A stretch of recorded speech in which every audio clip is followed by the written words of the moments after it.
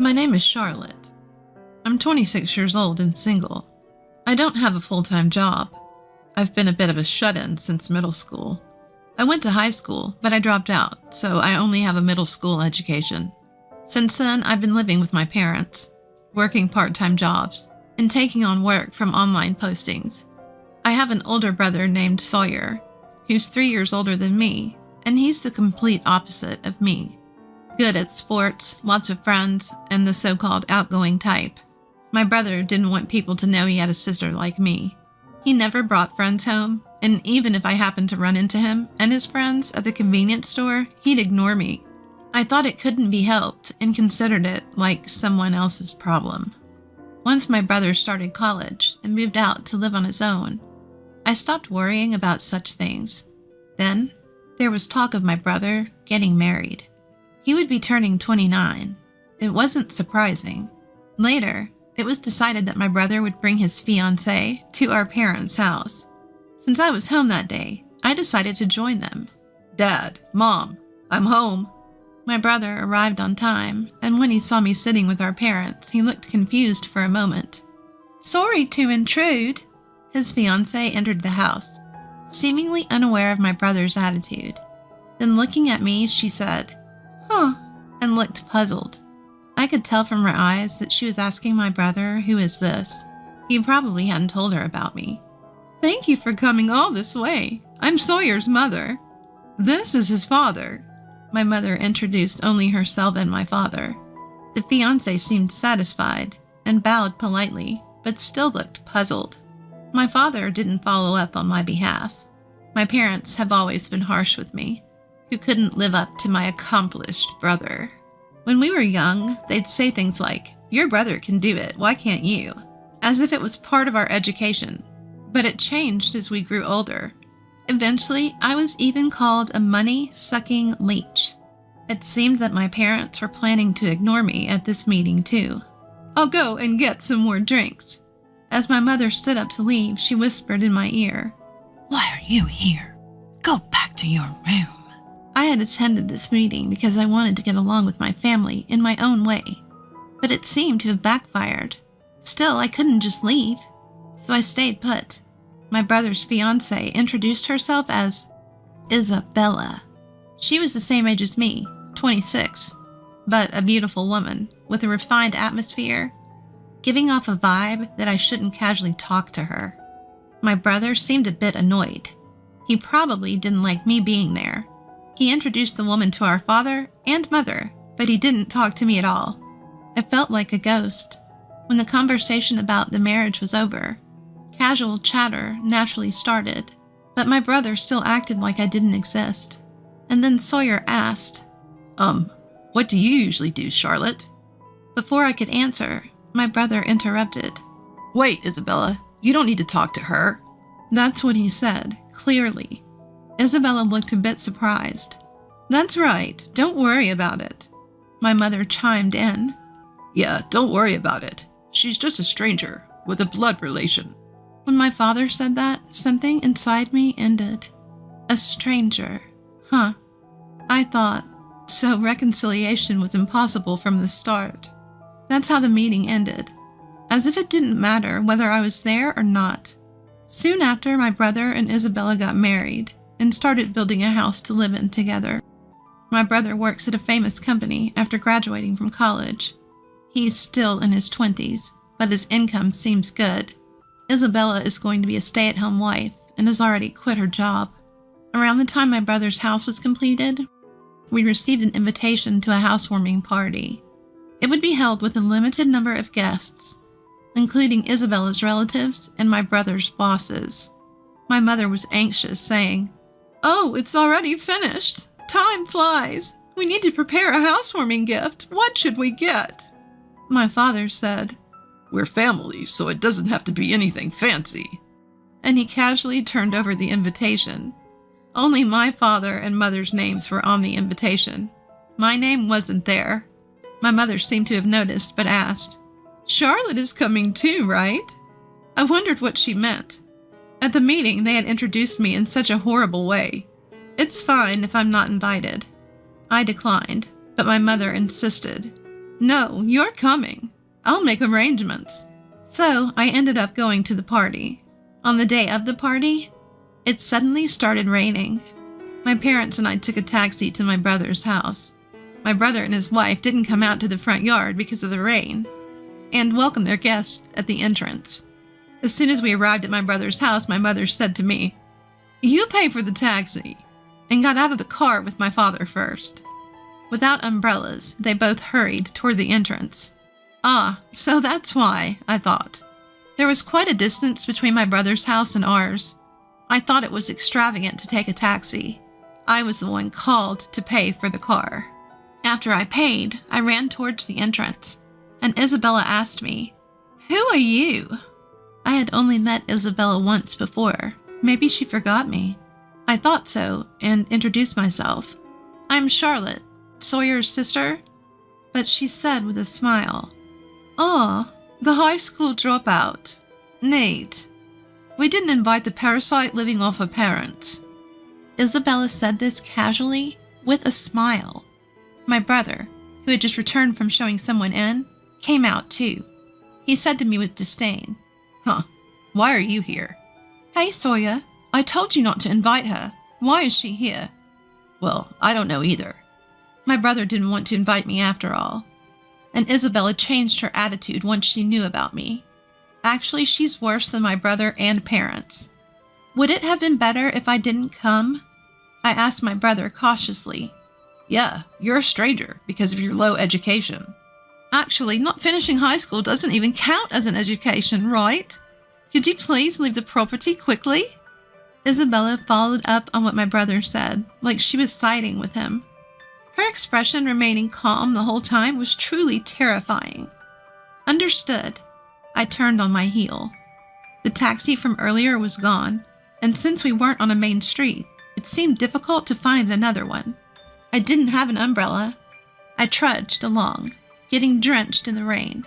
I could hear Isabella's laughter from behind. After a while, I returned home.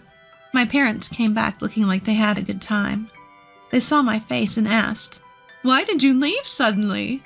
Couldn't even call a taxi for the way back? You're so useless." My mother complained, as if it were a matter of course. Sorry, I suddenly had a stomach ache. I lied to cover it up. "For such a reason, you left on your own. You're hopeless. Make sure to give the gift later. You're an adult." My father told me that. Speaking of which, I had prepared something to give at the party, but I brought it back without giving it. I wanted to send it by mail, but I didn't know the address. I could ask my parents, but the atmosphere was awkward, so I decided to contact my brother. "I want to send a gift. Can you tell me the address?" This was the only reply from my brother. "I don't give my address to strangers." "Right." I let out a sigh. Is it really fun to assert dominance over me in private? Not just embarrassing to introduce to others? I couldn't help but be amazed. It might not be just my brother who's sending these messages. Maybe Isabella is also typing and laughing out loud. Either way, it's ridiculous. I gave up on sending a congratulatory gift. With the meeting of my brother and his wife and their housewarming party, I decided to leave home. I realized I couldn't get along with my family anymore and decided to live on my own. I didn't have a full-time job, but I had some savings from my part-time work. I was able to rent a room for living alone. Since it wasn't much to live on, I decided to try streaming videos in my spare time. I was already interested in watching streams as a hobby, and was good at finding trends among popular streamers and ways to increase views. When I started doing it myself, I made tens of thousands a month, and the amount grew, covering my living expenses. I decided to invest the money I wasn't using. The investments went well, and I decided to try running a small company importing and selling goods. I was busy in a good way and fulfilled every day. I didn't have a family that would complain about me using the computer all the time. A few months later, I received a call from my parents, who hadn't contacted me since I left home. "We want you to help Sawyer financially," they said. "Why?" I asked, genuinely curious. I wondered what could have happened to the person who just built a new house. My parents slowly began to explain the situation. My brother apparently held frequent parties after building his new house, interacting with various people such as bosses, executives, clients, and Isabella's acquaintances. Among them, someone proposed an investment opportunity, and my brother ended up trusting the proposal. He wasted a large sum of money, lured by the promise of making big returns in just a few months. I was amazed. My brother had a decent job. So if he had just kept working hard, he wouldn't have made such a mistake. What a shame. Who is the person who recommended the investment? Isn't it a scam? No, it's not. It's one of Isabella's acquaintances. My parents seemed to completely trust Isabella. How much do you need? She was shocked when I asked. It was an amount that a company employee couldn't easily pay. Is that really the amount my brother needs alone? I asked my parents hesitantly, and as expected, they gave me the answer I feared. We were also introduced to the same investment. My parents hesitated before responding. I can't come up with that much money so easily, sorry. I tried to hang up the phone, but they clung on, saying, We're your real family. Help us out in times like these. Real family? Too little, too late. Sorry, but I'm busy, and I'm a stranger to you, right? With that, I hung up the phone. Later on, somehow they found out, and my parents and brother's families showed up. The location was the office of the company I run. I was in a business meeting at the time. My secretary informed me, There are guests here for you, President. I don't have any other appointments. Who are they? They claim to be your family, ma'am. What? I shuddered. I apologized to the business partner I was meeting with and excused myself for a moment. When I went to the reception area, there stood my pregnant sister-in-law, Isabella, my brother, and my parents. You're running a company, huh? Well, it's much smaller than where I work. My brother smirked and looked around the office. Who are you? I asked, pretending I didn't know them. What's with the attitude? My brother shouted, losing his temper. My mother intervened and explained, We talked about this before, but we need your support. You're running a company, so you can help us out, right? My mother shamelessly asked for money, as if it was the most natural thing in the world. Yeah, it's an important time for our family. Isabella is about to give birth. The child's growth isn't good, so we need to see a good doctor. Please, Charlotte. My father and Isabella chimed in, acting as if it was my duty to pay off everyone's debts. Employees occasionally walked by the reception area, glancing over with concern. Wanting to get rid of them as quickly as possible, I said, Please leave. You're causing a disturbance. My brother exploded with anger again. What? We're a disturbance? We came all the way here, and that's how you talk to your family? He yelled. The employees passing by stopped in their tracks. Facing them, my brother started to make a scene. Do you all know? This girl dropped out of middle school. She was a shut-in. Neat! He seemed intent on humiliating me if I didn't give him the money. However, the employees responded with words my brother didn't expect. We know. Everyone knows the president's background. Me too. The president hires many people from similar situations. Is there a problem? My brother, who usually socializes only with highly educated and high-income people, seemed caught off guard and stammered. Instead, my father said, What a pathetic company. Just a gathering of needs. My brother chimed in. Exactly. Companies that do business with a place like this can't be any good either. He yelled loudly. At that moment, the president of the company I was meeting with, who had been waiting in the reception room, came out. He must have heard the shouting. My brother's face went blank and then turned pale as he looked at the man. He lowered his gaze. What's wrong, Sawyer? Isabella asked my brother. Idiot, don't say my name. My brother whispered to Isabella, but it was too late. Sawyer! Sawyer! Oh, it's you! The company president walked straight up to my brother and looked at his face. "You're the guy who always follows Mr. Long, the division manager, right? We owe a lot to your company." His company was also a client of my brother's company. My brother was sweating profusely from every pore on his face. That's... Oh, I guess I'm not memorable since we're not a decent company." When the president threw my brother's words back at him, my brother went, "Ugh," and froze up. My father, mother, and Isabella also sensed the trouble and fell silent. I apologized to the president again, ignoring them. "I'm sorry for taking up your valuable time. I'll ask them to leave." "Oh, are you sure?